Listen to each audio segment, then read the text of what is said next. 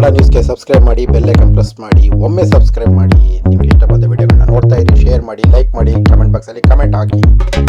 ಮಾನಸ ಶಿಕ್ಷಣ ಸಂಸ್ಥೆಯಲ್ಲಿ ಇವತ್ತು ಬಂದಂತಹ ದ್ವಿತೀಯ PUC ಫಲಿತಾಂಶದ ಹಿನ್ನೆಲೆಯಲ್ಲಿ ಸಾಧನೆ ಮಾಡಿದಂತಹ ವಿದ್ಯಾರ್ಥಿಗಳು ಮತ್ತು ಬೋಧಕರಿಗೆಲ್ಲರಿಗೂ ಮಾನಸ ಶಿಕ್ಷಣ ಸಂಸ್ಥೆಯ ಕಾರ್ಯದರ್ಶಿಗಳಾದ ಡಾಕ್ಟರ್ ದತ್ತೇಶ್ ಕುಮಾರ್ ಅವರು ಗೌರವ ಸಲ್ಲಿಸಿದರು.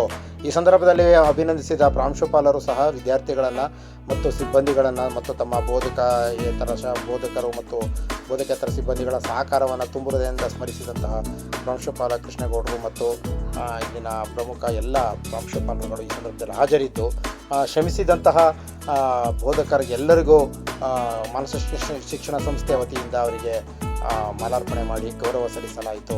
ಈ ಸಂದರ್ಭದಲ್ಲಿ ಎಲ್ಲ ಬಹುತೇಕ PUC ಸಂಬಂಧಪಟ್ಟಂತಹ ಎಲ್ಲ ಬೆಳಗ್ಗೆ 8ರಿಂದ ಸಂಜೆ 6ವರೆಗೂ ಶ್ರಮಿಸಿದಂಥ ಎಲ್ಲ ಶಿಕ್ಷಕ ವೃಂದಗಳು ಮತ್ತು ಪೋಷಕರಿಗೆ ಮತ್ತು ವಿದ್ಯಾರ್ಥಿಗಳಿಗೆ ಮಾನಸ ಶಿಕ್ಷಣ ಸಂಸ್ಥೆಯ ಕಾರ್ಯದರ್ಶಿಗಳು ಮತ್ತು ಪ್ರಾಂಶುಪಾಲರು ಅಭಿನಂದನೆ ಸಲ್ಲಿಸಿದರು.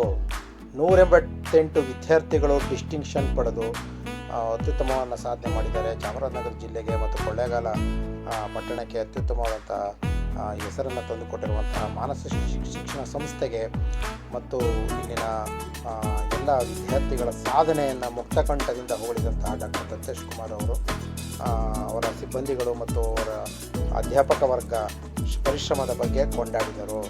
ಈ ಸಂದರ್ಭದಲ್ಲಿ ಅನೇಕ ಪೋಷಕರುಗಳು ಮತ್ತು ಈ ಸಂದರ್ಭದಲ್ಲಿ ಪ್ರಥಮ ಸ್ಥಾನ ಗಳಿಸಿದಂಥ ಪೋಷಕರು, ವಿದ್ಯಾರ್ಥಿಗಳು ಎಲ್ಲರೂ ಸಹ ಈ ಸಂದರ್ಭದಲ್ಲಿ ಹಾಜರಿದ್ದರು.